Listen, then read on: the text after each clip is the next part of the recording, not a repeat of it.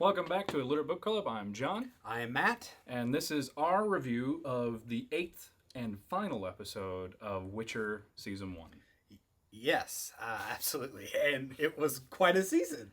Yeah, I gotta say. oh my goodness. Okay, so before we begin, we're still pretty new at this, so we just want to remind you, like and subscribe if you enjoy our reviews of TV, movies, trailer all reactions, that fun all that cool stuff. If you're into it, then be sure to like and subscribe. And let us know. Yeah, and so we are also going to do a video of like the full-on review of the entire season, but sort we're of just big picture stuff. Exactly, but we're just going to kind of focus in on this particular episode. But then next video we'll be doing like a full-on review of the season and where we feel like the series. And that'll probably be linked somewhere around the screen. Yeah, eventually. Yeah. Okay. Anyway, so now let's get back into episode 8, the final episode, the big sort of finale. Yeah, the finale. Yeah, it was definitely a finale feeling to it.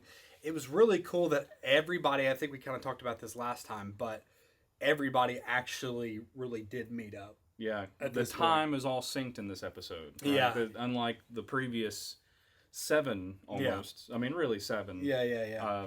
This is one where everyone's working on the same plane of time. Time frame. And anyway. I thought it was really cool, like the whole fortress being held off by the mages and they're fighting the wall. Or one thing that did seem a little odd to me was, and we kind of talked about that a little bit in the past with Yennefer's character, felt like a lot of things were rushed with her.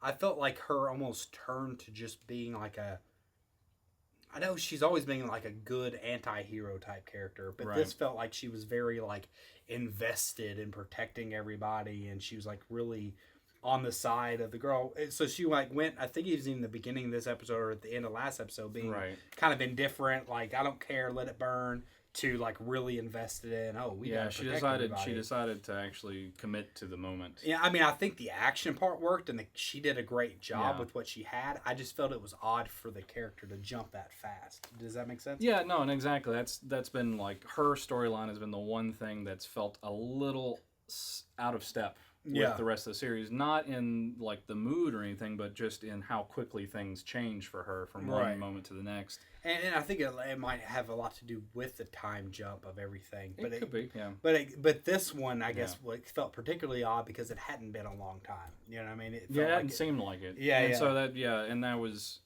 and also the other part was it was a really awesome fight. Like there's not many things out there that show you like a really cool magic-based fight sequence. Right.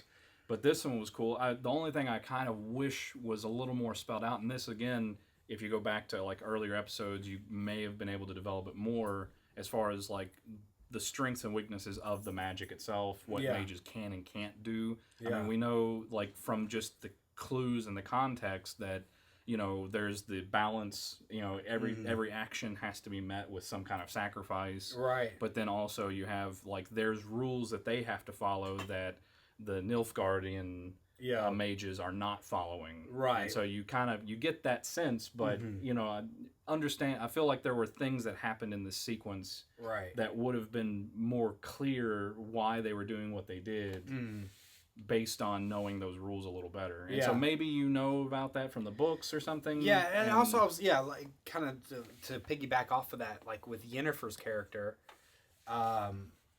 it was kind of strange because it was like she wasn't playing by the rules either, but maybe she wasn't doing dark magic. You know what I'm saying? Like it's like she wasn't playing by the rules of the Brotherhood to a certain degree, but maybe she wasn't breaking the rules of magic. She was just kind of doing it to her own. Well, and she wasn't like, you know, obviously the Nilfgaardians are like killing people to do their magic, like and she's dark magic or whatever. Yeah, and she's doing something completely different.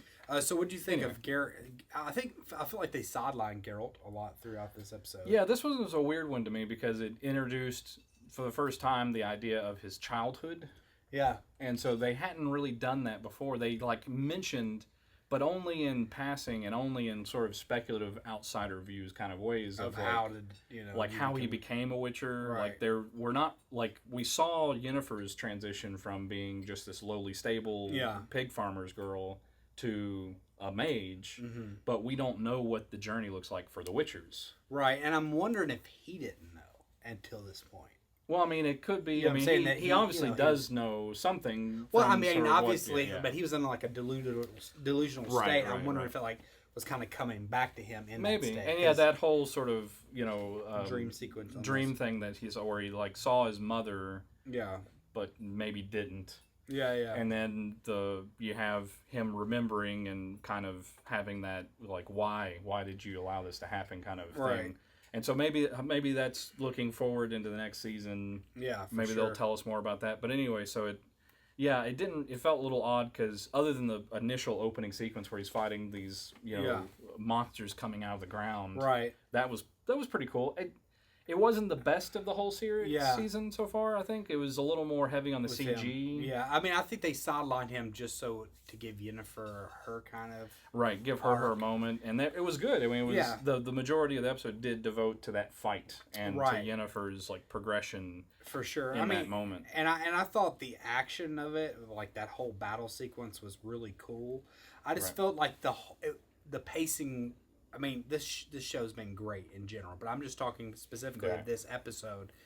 I felt like you said, the pacing of her character seemed a little odd to me, and the fact that she was such the central character of this one, it just even maybe put more strain on this episode. Not that I didn't enjoy it. Right. I get what you're saying. I just felt like it was kind of a cheap plot device that, okay, he's going to fight these ghouls that we never heard of, but if he gets bit, then he... Well, I mean, to be fair, we never hear of any of the monsters until we that's first true. see them. That's true, but it really sidelined them for a while. And I'm not saying it didn't get some character development for whatever the future would be. And the other person was kind of sidelined was Ciri. Yeah. I mean, other than, like, you saw the aftermath at the very beginning of her sort of episode where she actually uses her power in a full-blown way. Yeah. And then you have, like, her going home with this family... Yeah. Who's decided, like this woman who's decided to take care of her.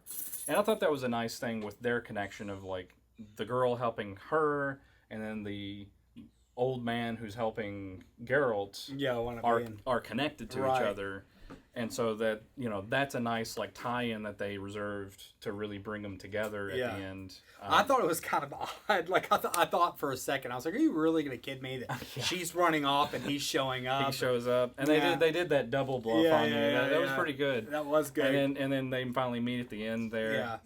But it was kind of. I mean, I thought it was kind of cool how they did it. I guess because like you said, you'd said after we got to watch it that I guess it's just like a feeling that they had to come together.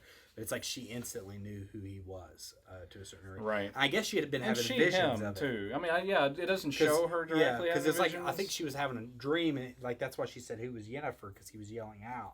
Yeah. Yeah. So maybe she saw him in the dream, but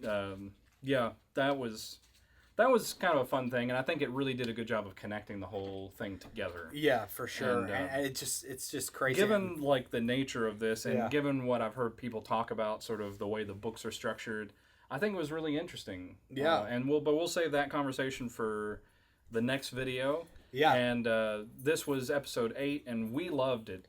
Yeah. Along with the whole series, 8 wasn't probably our favorite. No, it definitely set up. I mean, it definitely had some of the coolest action. Yeah, and I think it definitely sets you up for what might happen or what It definitely kept you intrigued to see the next episode. But yeah, it definitely wasn't my full-on favorite episode. Right, but it's leaving us wanting more. We really want season 2 to come out now. Right. But anyway, let us know what you thought of this episode. Yeah, drop in the comments. Yep, do all the stuff and like and subscribe. Yep, all that fun stuff. We'll see you next time. See you.